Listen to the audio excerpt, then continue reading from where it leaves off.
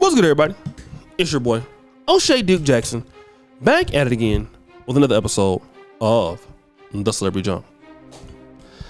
As you guys know, the Color Purple movie was reenacted or reproduced, and it caused a lot of emotions, especially amongst the black community. Even some rappers like Boosie had something to say about the movie. And of course, this had a lot to do with Oprah Winfrey. I'm not sure if she was the executive producer, but I'm pretty sure that she had some level of production on it. And it did okay at first. I don't know how the movie is doing now, but of course they had some of the actors, largely Taraji P. Henson. Now, Taraji P. Henson has been complaining about being underpaid for her work. So much so that she broke down crying. Now, I want to talk about this because when we look at black women, African American women, especially in the business world, we look at them and what they're able to achieve. Black women are always talking about they need to have their own money, they need to have their own media, and largely they have succeeded in that in comparisons to their African American male counterparts. They have done exactly that. They have more media, they have more representation in studios and film, blogs, magazines. They have that. So based on that and that alone, we would expect that because they have these things,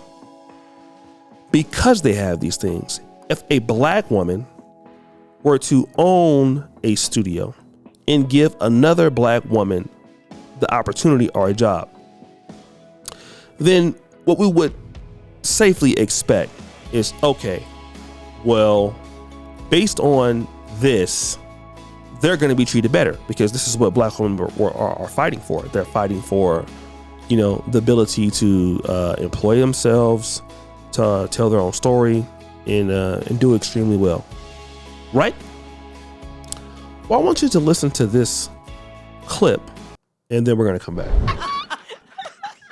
Taraji, as Blitz, our director, says. I mean, I have been watching her from the beginning,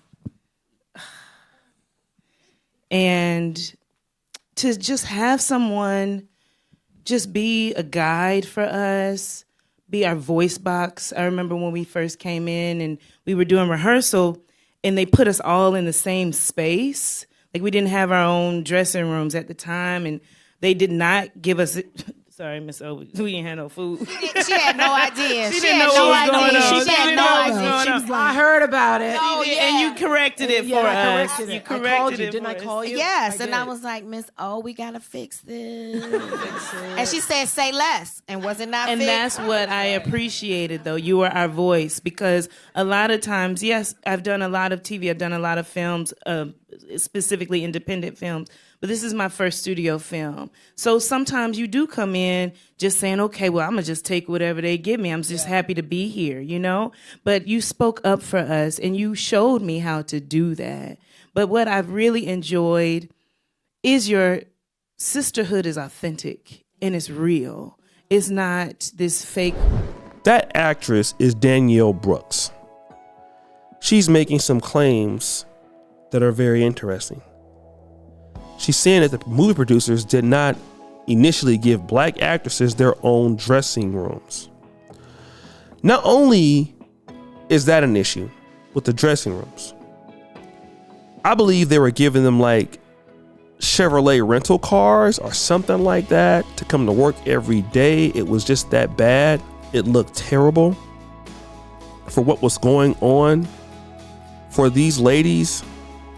And, they were complaining about that and having issues. And I'm thinking to myself, but this is what black women are fighting for. How come these sisters are treating each other so unfairly? No food was at the rehearsals. And it got so bad that Taraji P. Henson had to call Oprah Winfrey herself. Let me just read this quote. They gave us rental cars and I was like, I can't drive myself to set in Atlanta. This is insurance liability. It's dangerous. Now they robbing people. What do I look like taking myself to work by myself in a rental car? So I was like, can I get a driver or security to take me? They're like, well, if we do it for you, we got to do it for everybody. She said this, we'll do it for everybody. It's stuff like that, stuff I shouldn't have to fight for.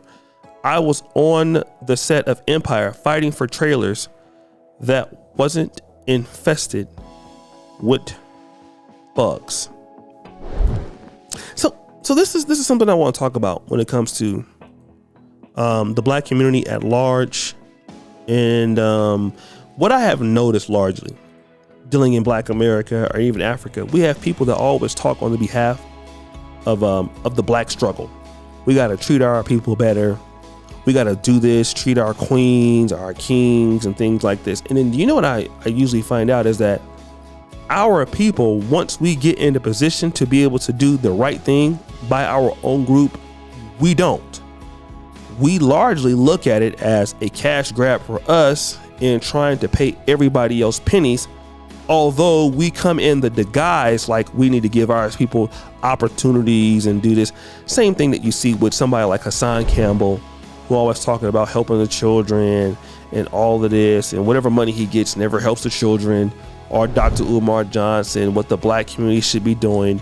And then whenever he gets some money, you never see that money going towards anything that can help black people or what they're going to be doing. And so largely we see that with, I think, black feminists.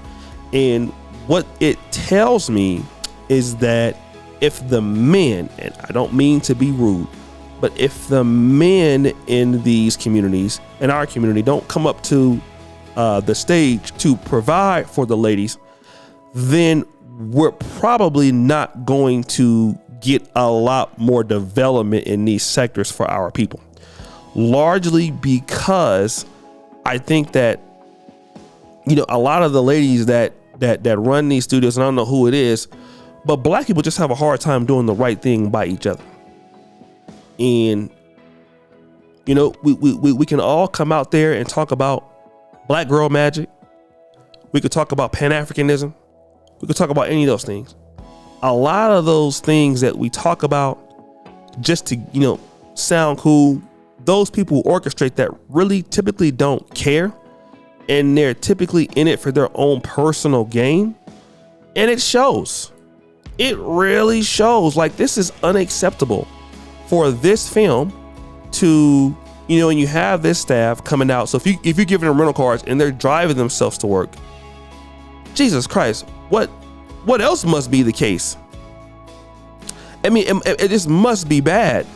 And I'll tell you, largely, it is sad.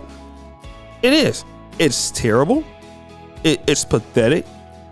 And I think that, you know, it makes people not take black people serious when you see that. When you see that, brothers and sisters be like, man, see, this is exactly why I don't deal with Negroes.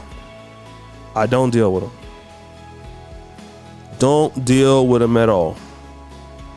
You know, this is why. And then when you keep having things like this, what happens? It really causes black business and the trust to continue to go down.